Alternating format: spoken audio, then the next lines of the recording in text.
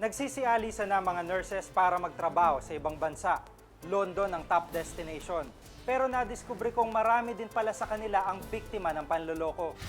Patindi ng patindi ang kahirapan at pagkagutom ng mga Pilipino. Ang sagot ng Malacanang, food coupons. Sapat nga ba ito para sa mga Pilipinong kumakalam ang sikmura?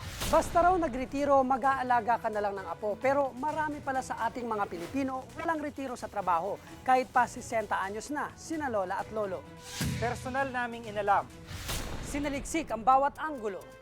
Ang mga detalye ay kinumpleto. Ang lahat ng yan ay nakatala Sa Reporter's Notebook.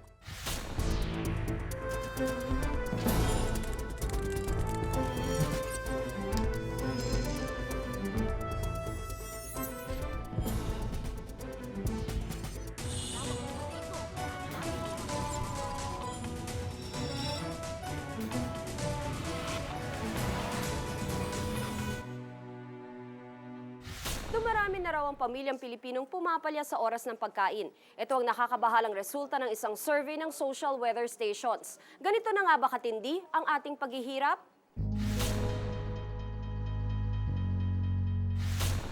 Noong ika-29 ng Setyembre, ibinalita dito sa Reporter's Notebook ang kwento ng 2 taong gulang na si Michelle.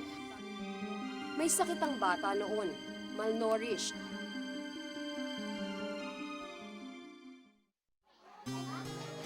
Ilang araw matapos ang aming interview, binawian ng buhay si Baby Michelle. Komplikasyon sa lalamunan at impeksyon sa bibig ang ikinamatay ng bata. Ayon sa kanyang inang si Aling Violeta, hanggang sa mga huling sandali, gutom ang pobreng musmos. Ilang linggo ang hindi siya nakakakain. Ang huli na talaga nga magkakaharap na siya ng Merkulis, Huwebes, Biyernes, kumain siya. Parang nabuka ng bunganga niya, hindi nag-aasam na kung mabubuhay siya. Yung palang, lang palang pagkain niya sa akin. Huli na yun. Oo.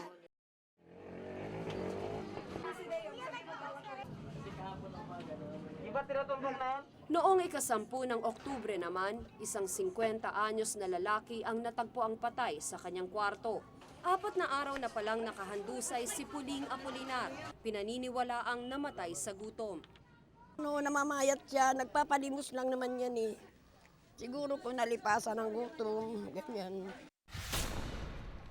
Noong Biyernes ng tanghali, umikot ako sa isang barangay sa Addition Hills, Mandaluyong upang malaman kung ano ang nasa hapagkainan ng mga karaniwang tao sa Kamaynilaan.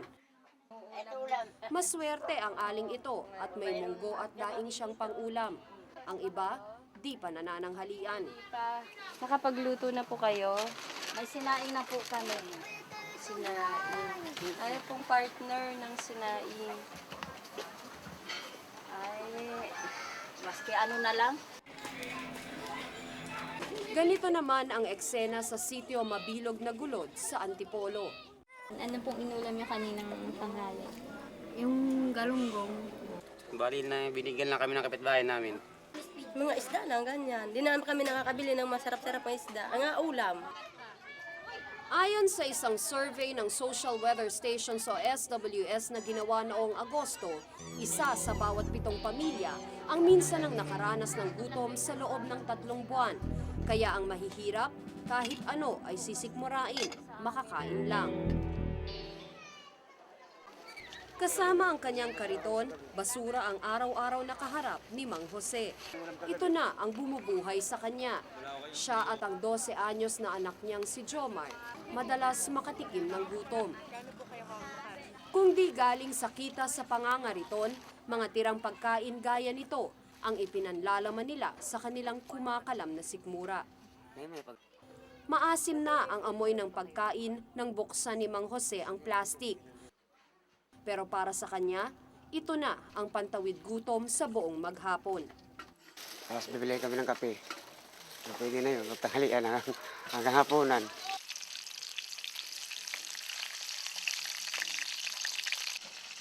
Alas 2:30 na, pero ngayon palang magluluto ang mag-ama. Sa kabila ng hirap, nagagawa pa nilang ipamahagi ang kakaunting pagkain. Wala akong pulutan eh. Matapos iprito ang tira-tirang mga buto-buto ng manok, nilagyan nila ito ng napulot na ketchup saka pinagsaluhan. Di alintana ang panganib na maaaring dala ng halos panis ng pagkain. Tila di na sila nalalayo sa mga pusang ligaw na naghihintay ng mga matatapong pagkain. Kinagabihan, naghakot muli si Mang Jose ng makakain para sa kinabukasan.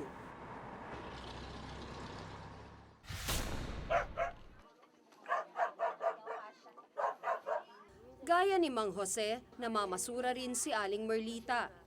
Di ko alam kung paano palalakasin ang kanyang loob habang umiiyak na ikinukwento niya ang kanyang buhay. Matapos mamatay ang asawa, mag-isa na niyang binuhay ang 5 nilang anak. Noong nakaraang araw, hindi na nanghalian ang mag-anak. Asin kaya asukal. Yun ang inuulam ng mga anak ko. Eh, wala naman sila pili basta mayroon ng kanin. Ngayon, 2 piraso ng pusit galing sa kapitbahay ang pinaghahatian ng mag-iina. Itinira pa niya ang 1 piraso para sa mga anak na uuwi galing eskwela. Ang iniisip ko naman, hindi po kilagin na lang ako. Aasa sa kanila. Baka sabihin nila na, yun nga ang iniisipin nila. Baka hindi na ako magtrabaho. Kaya nga hanggang nag-aano ako na makapaghanap buhay man lang para tustusan ko mga anak ko. Nang balikan namin sila matapos ang 2 araw, kapirasong miswa at tuyo naman ang kanilang pinaghahatian. Ayon sa mga eksperto, matindi ang epekto ng pagkagutom sa katawan. Affected yung yung physical productivity, no? Madali siyang mapagod kasi nga lahat ng muscles niya wasted. Kagaya ng 9 na taong gulang na batang ito, dapat ay 20 kilos ang timbang, pero 18 kilos lang ang bigat niya. Kulang din ng 26 centimeters ang kanyang taas. Naghahanap Bukod din sa kami mga ng mga pisikal na signs ng epekto, vitamin maging ang D kaisipan ay epektado ng gutom. Then yung take measure. Kung gutom ka, there will always be little food left sa brain. And laging sinasabi na pag may poor food intake ka, ang laging naaapektuhan ay yung physical growth mo at saka yung cerebral growth, no? Nakababahala na ang mga kabataang susunod na bubuo sa ating bayan, bata pa lang, mahina na ang laban. Si Baby Jocelyn, 2 taong gulang, puro ang laman ng tiyan. Pangatlong bote na niya ito, pero tila di mabusog-busog ang bata. Taga-ayos ng payong at sapatos ang trabaho ng ama ni Jocelyn na si Mang Victorino. Di raw sapat ang 80 pesos na kita niya kada araw para makabili ng gatas. 5 bibig ang pinakakain niya. Dagdag gastos pa raw ang pagpapagamot ng asawang may TB at ang paghahanap sa nakidnap nilang anak. Pag may konting pera, tinatabi ko para bukas, hahanapin ko anak ko, pamasahe. Napakahirap po. Wala naman daw siyang masisi sa kanilang kalagayan, kundi ang sarili. Nagsisikap na maayos. Kumbaga man kami po mga buhay, pero para humpatay. Sa hirap ng buhay, tila kahit anong pamamaluktot ang gawin, ramdam pa rin ang hapdi ng sikmura. Ano kaya ang ginagawa ng pamahalaan para tugunan ang nagugutom niyang mamamayan?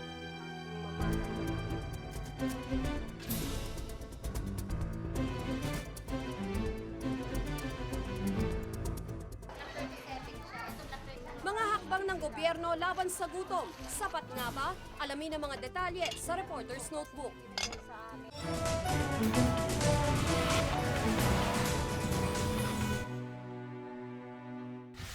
Malawakang pagkagutom na raw ang nangyayari sa Pilipinas. Ang sagot ng Malacanang, mamigay ng food coupons. Ito nga ba ang tamang sagot sa ganitong uri ng problema?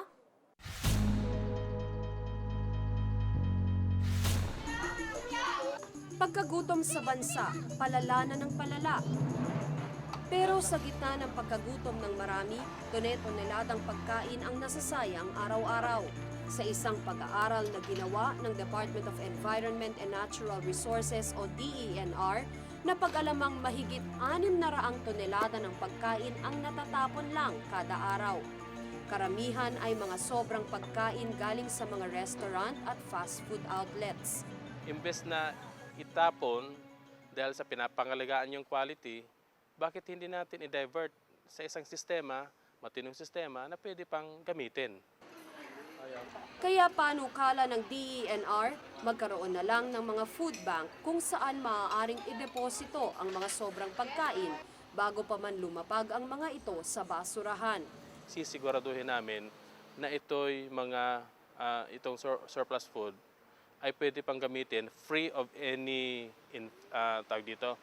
free of any contamination. Kasalukuyan na silang nakikipag-usap sa mga restaurant at fast food chains. Willing naman sila mag-participate sa pagtatayo ng food bank or pagbibigay itong mga surplus food sa mga nangangailangan. Basta in place lang yung policy.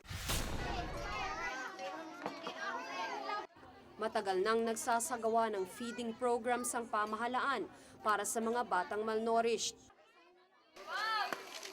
Sa barangay na ito sa Mandaluyong, naabutan naming pinapakain ng pikadilyo at pinaiinom ng gatas ang mga bata.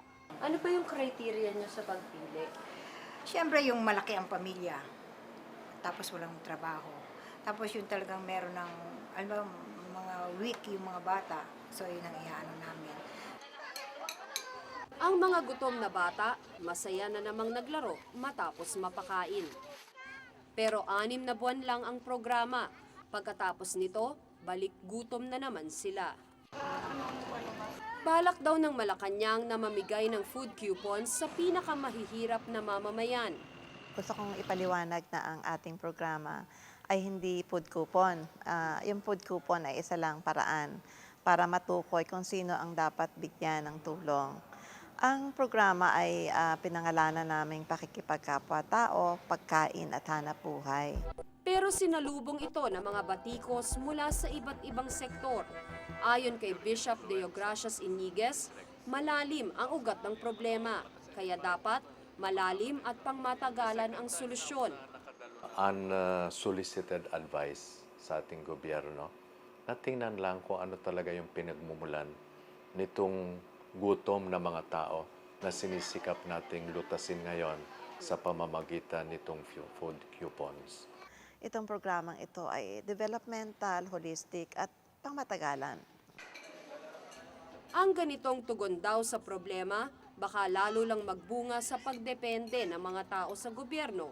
Hindi totoo na magiging tamad sila at magiging dependent.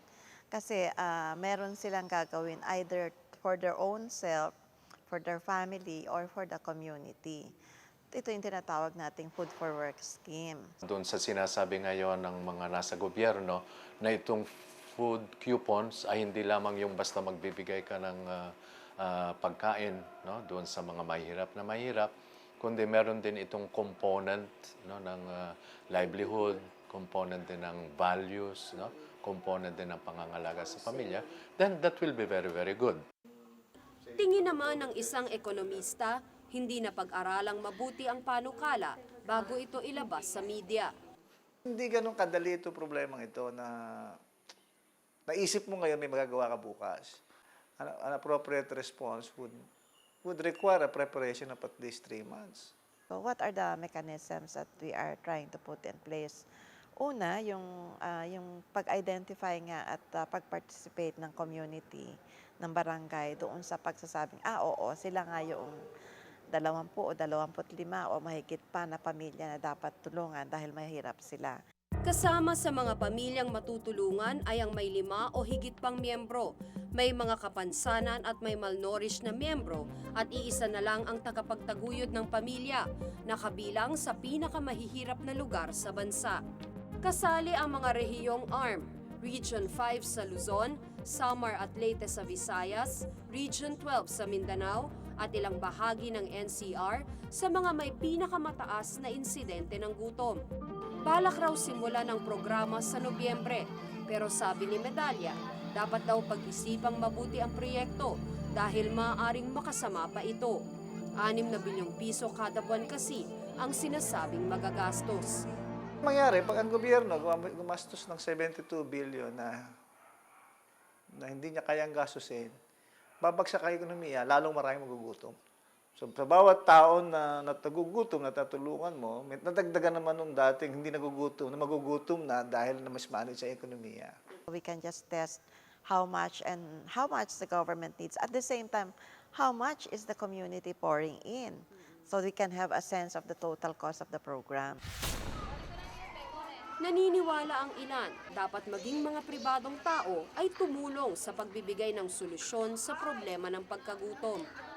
Marami ring mga dapat na makisangkot sapagkat sa isang pamahalaan, no, naririyan ang civil society, nandyan yung ating mga businessmen, nandyan yung mga NGOs, nandyan yung simbahan, nandyan yung mga karaniwang mamamayan.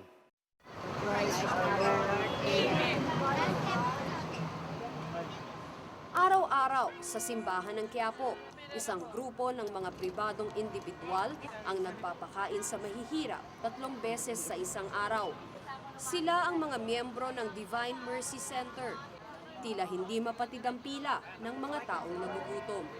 Ang gusto lang namin talaga, mapakain yung mga nagugutom at salamat naman dahil may mga dumarating naman na nagdo-donate, nagbibigay. Dahil nakikita nila yung sabi nila, very touchy daw, nakikita nila pumipila, makakain lang ng lugaw. Biro mo yan, lugaw lang. Ang iba pala sa mga nagsisilbi, dati ring pumipila, ngunit nakapagbagong buhay. Dati sa kalsada lang kami, tutulog, punta sa feeding, hanggang napunta kami rito. Mas maganda yung kami na nagbibigay para tutularan nila kami. Sa tulong at inspirasyon na naibigay sa kanya ng grupong Divine Mercy, ngayon ay may trabaho na si Jojo sa isang computer company. Araw-araw nilang pagkain, ang napapansin ko yung ugali ba nila naiiba kaysa nung una. Yung rowdy sila, magulo, nagmamadali, at saka sumisigaw, unahan. Pati yung mga bata, ganun din. Ngayon, parang sila, discipline. Lumabas sa pagsusuri ng Ibon Data Bank na kailangan ng isang tao ng kulang-kulang 100 piso bawat araw para mabuhay ng disente. Isang order lang ito ng kape para sa mga may komportableng buhay. At ang isang barangay na nagugutom, kaya ng pakainin sa halaga ng isang mamahaling cellphone. Very real yung need niya Kumakalam ang tiyan niya Pakainin mo muna. Paano nga bang mabuhay, mag-isip o gumalaw nang walang laman ang sikmura? Sana'y matauhan na ang dapat matauhan at umaksyon na ang mga dapat umaksyon. Alang-alang sa mga taong umaasang hindi mamamatay ng dilat ang mga mata sa gutom. Ako si Tina Panganiban Perez at ito ang nakatala sa aking Reporter's Notebook.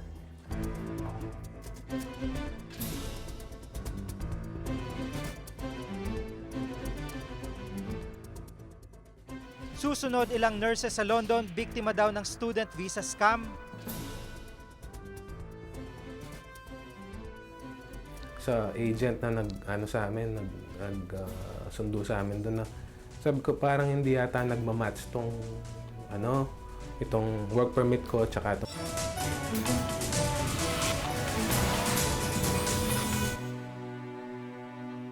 Sa London, maraming Pilipino nurse ang trabaho. Pero pagdating sa klasifikasyon ng kanilang dokumento, estudyante. Kaya't marami rin sa kanila biktima ng panloloko.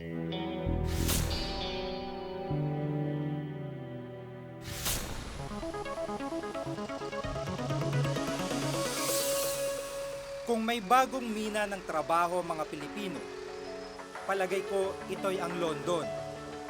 Ayon sa UP Institute of Health, Policy and Development Studies, lumalabas na pangatlong United Kingdom o UK sa bansa na pinupuntahan ng ating mga nurses para magtrabaho.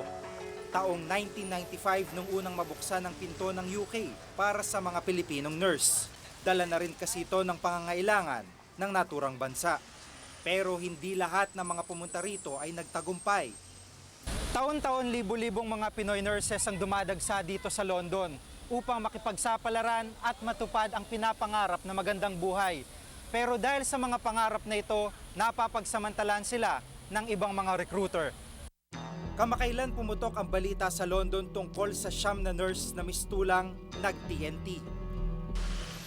Kundi pa sa tulong ng ilang nagmagandang loob na kababayan, wala silang matitirahan at makakain. Isa na si Michelle dito. Legal silang nakapasok ng UK gamit ang kanilang student visa. Umasa sila sa pangako ng recruiter at employer na gagawin itong working visa pagkatapos ng 3 hanggang 6 na buwang training sa kanilang mga trabaho. Pero hindi ito natupad. Kung kaya ang trabaho nila, nurses aid. Pero bukod dito, trabaho rin daw nila magluto, maghugas ng mga plato at magtapon ng basura. Ang sweldo, humigit kumulang 20,000. Malayo sa mahigit 100,000 pisong kikitain sana nila doon kung inasikaso ang kanilang working visa. Nagtanong ako, sabi ko, bakit student visa? Is may work permit naman ako. Sabi nila, talagang ganun daw. Pero ang mga pangako tila napako kahit pa nakapagbayad na sila ng placement fee na umaabot sa mahigit 300,000 piso. Hindi na nga siya nakakapagpadala, nabaon pa siya sa utang sa Pilipinas. Ine-expect ko, mag-a-undergo ako ng adaptation course, ititrain nila ako as a staff nurse or bibigyan nila ako ng proper induction, ng training. So pagdating ko, ang naging trabaho ko is as a healthcare assistant. Isa din si John sa mga nabiktima. Minabuti niyang itago ang kanyang katauhan. Hindi raw kasi alam ng pamilya niya sa Pilipinas ang kanyang mapait na sinapit. Nurses aid din ang kinabagsakan niyang trabaho. Ang sweldong inaasahan na mahigit 100,000 piso kada buwan, hindi rin natupad. Sa halip, kulang pa raw sa araw-araw na panggastos niya ang kanyang kita na mahigit 200 pounds o mahigit 20,000 piso kada buwan. Sa loob ng mahigit 1 taon, ni hindi raw siya nakapagpadala sa kanyang pamilya. Student visa din ang ibinigay ng kanyang recruitment agency. Nabigla talaga ako nung nakita ko yung sa airport na lang nung paalis na ako nung gabi. Binigay sa akin yung passport ko. Tapos nakita ko, student visa. Nung umalis ako sa Pilipinas, sabi na may accommodation ako. Pagdating ko sa nursing home, pagkakita ko doon, wala pala akong matutulugan. Tapos pinatulog ako sa sa isang yung walking closet ba. Mahirap kasi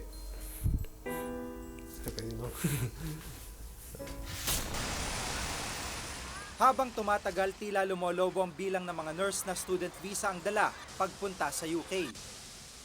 Hindi ito lingid sa kaalaman ng Philippine Embassy sa London. There are a number of scrupulous recruiters who are taking advantage of this policy that has been adopted by some hospitals. And this is where the loophole has to be covered. Meron pong cases naman na yung recruiter nagpapalit lang ata ng pangalan. So, paano niyo po i-resolve yung ganun? Well, ang blacklisting na nire-recommend namin, hindi lang name of the company but the principal. Pero dala raw ng red tape at ang paulit-ulit na reklamo sa de-accommodating na tauhan ng embassy, karaniwan mas pinipili ng mga Pilipinong humingi ng tulong sa labas. Isa na rito ang mga trade union at ang Pilipinong pari na si Father Claro Conde.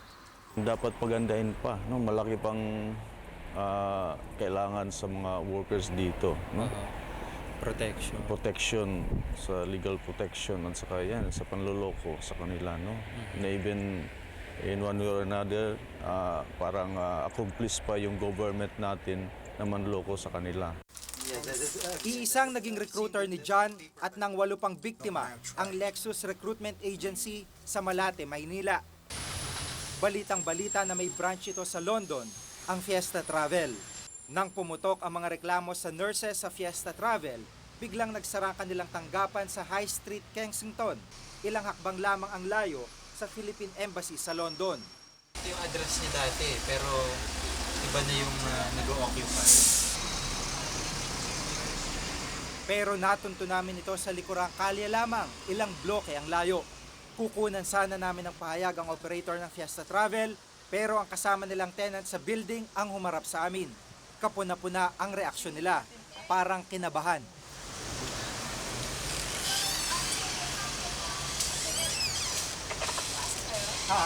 Si Ate Maria nandiyan sa Fiesta. Hindi makilala.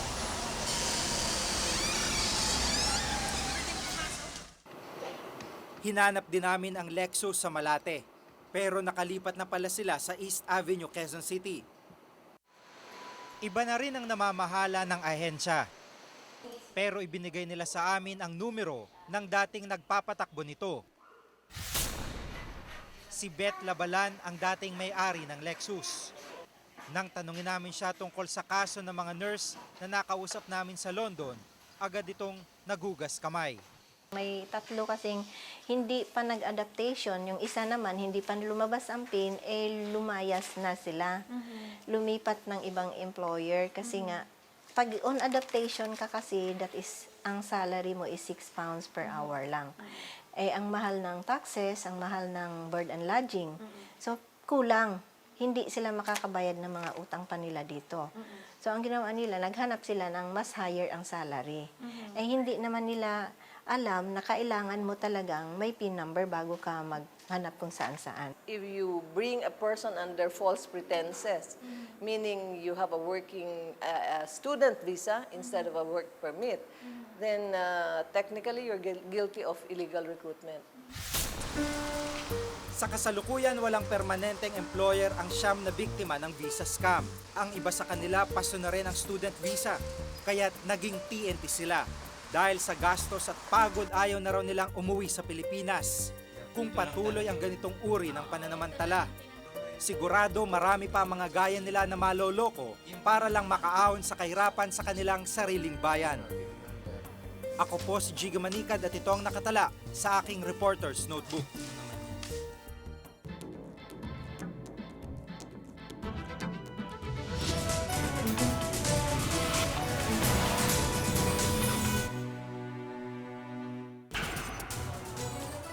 Problema ng mga senior citizens na kayod marino pa rin, tatalakayin ng Reporter's Notebook.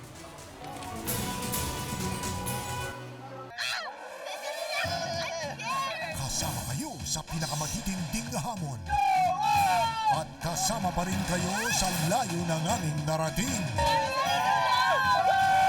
Kaya naman #1 tayo, kapuso. Ako, uunahin ko ang ulo ko. Guinness World of Record po ito. Ikaw mismo ang magtulak sa akin. Sa top 50 primetime programs sa Nielsen at AGB, nangunguna ang Extra Challenge mula Lunes hanggang Sabado. At yan ay dahil sa inyong walang sawang pagtitiwala at walang bitawang panonood. Kaya na talaga lumakas ang loob ko dahil malakas ang loob mo.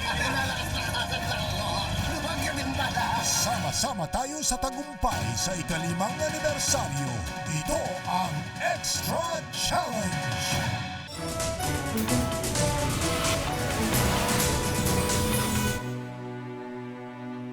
Marami sa atin trabaho ng trabaho para pagtanda may konting asenso. Pero ang buhay pala ng mga retirado, panibago na rin kalbaryo. Ito ang kwento ng mga senior citizens na nakilala ko.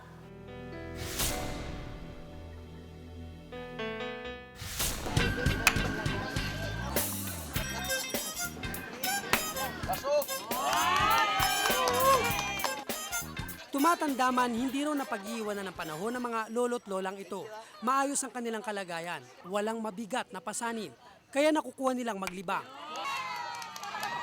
Pero hindi lahat kasing swerte nila. Ang iba tila pinagkaita ng magandang kapalaran. Sa overpass na ito sa Philcoa, Quezon City nakatira si Lola Avelina, 78 taong gulang.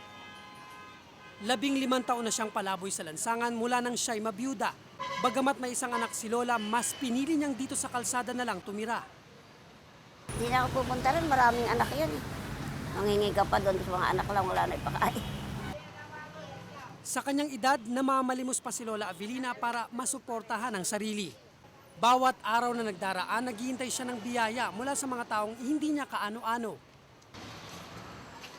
Nakakain naman. Kagaya niya, pagka kumisan, ganyan, may nagbibigay. Yun, araw-araw nagbibigay ng pagkain yun. Hindi kumisan, hindi na kami nakakabili. Kumisan, wala kita. Sa kasalukuyan, may 5 milyon na ang Pilipinong edad 60 pataas. Ayon sa National Statistics Office, mula 1970 hanggang 2000, halos dumodoble ang bilang ni na lolo at lola kada taon. Pero sa halip na magretiro at sila naman ang alagaan, tuloy pa rin sila sa pagbabanat ng buto.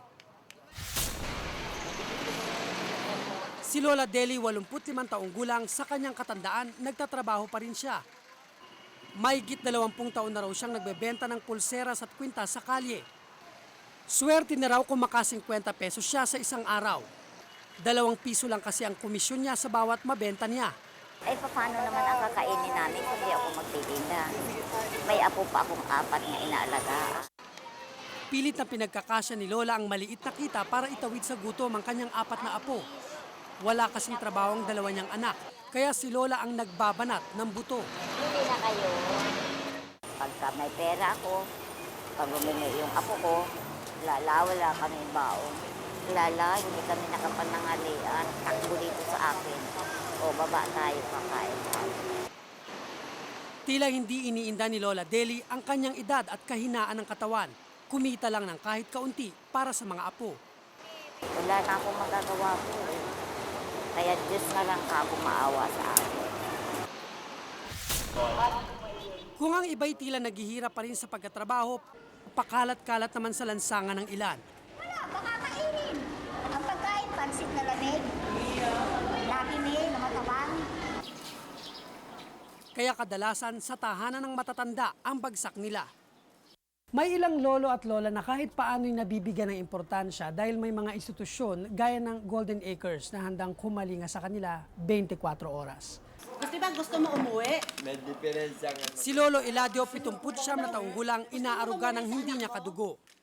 Matagal na raw siya rito sa Golden Acres, isang institusyong ipinatayo para sa matatandang ulila na sa buhay.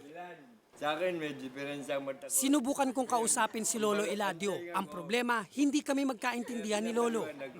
Ang mata ko may diferensya. Ang tayo ko may diferensya. Gusto niyo po bang umuwi? Ano? Gusto niyo po bang umuwi, Lo? Sa bahay niyo? Lakas yan mo.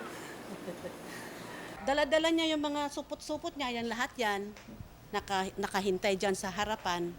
Ang palagi niyang gusto talaga ay kukunin siya ng kanyang mga anak na may kotse. Madalas ito ang problema ng mga narito sa Golden Acres. Ulyanin na sila at di na matandaan ng mga kamag-anak. Ang mga kamag-anak naman nila, bata at di pa ulyanin, pero tila kinalimutan na sila. Si Lolo Gregorio, 69 na taong gulang, dinayo pa ang Golden Acres mula sa Samar. May mga anak daw si Lolo pero ayaw niyang tumira sa piling nila. Kabilang buhay na lang kami magpapangita. Hindi ako titira sa mga anak ko. Ayoko na talaga. Bakit ho ayaw niyo sa anak niyo, Lo? Ano po ang sinasabi?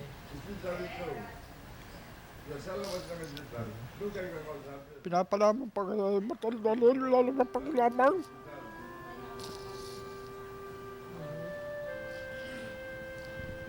Minsan, hindi ako sa kanila kumakain. Pinapakain ako ng kapitbahay. Iba naman ang kaso ni Lola Mercedes. Sa edad na 104, siya ang pinakamatandang residente ng Golden Acres. Walang anak o kamag-anak si Lola Mercedes. Kaya nang mamatay daw ang kanyang asawa noong 1980, nagpahatid siya sa Golden Acres. Iiyak po kayo. Wala. Talagang ganyan lang ako, iho.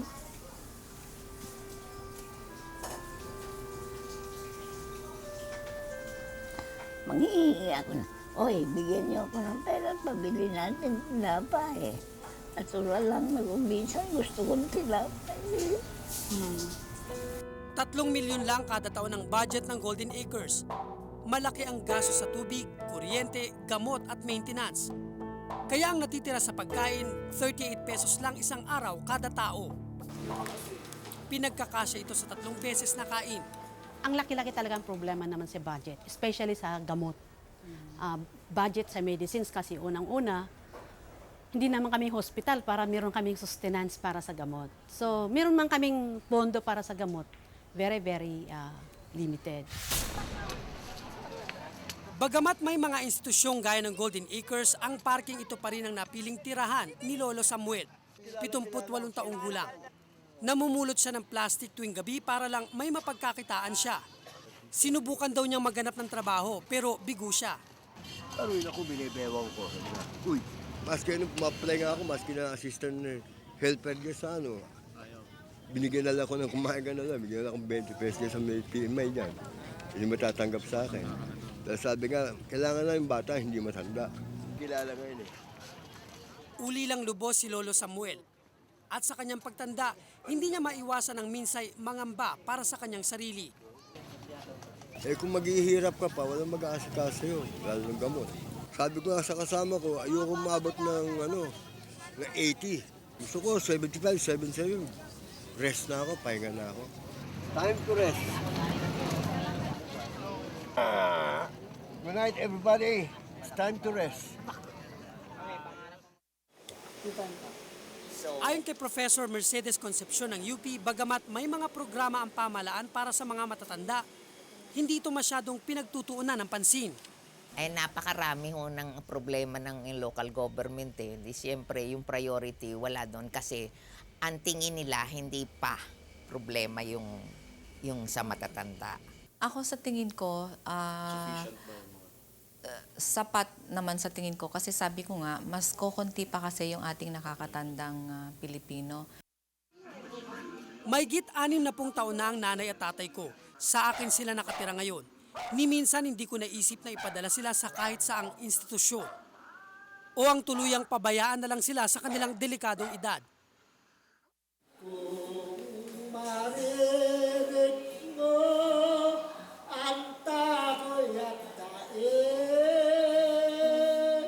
Kaya di ko mapigilang itanong, paano natitiis ang kanilang mga kamag-anak ang matatanda dito sa Golden Acres?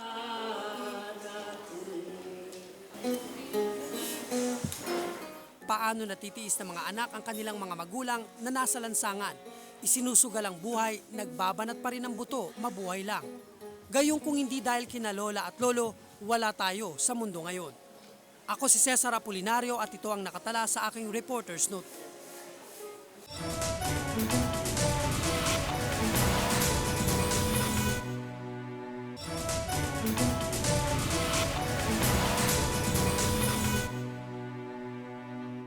Kung may nais kayong ipasiyasat na isyu o balita, maaari kayong tumawag sa aming numero 928-4239.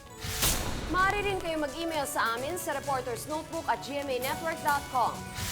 Para sa malalimang pagtingin sa mga isyu at balita, samahan kaming muli sa susunod na Martes. Ako si Jiggy Manikad.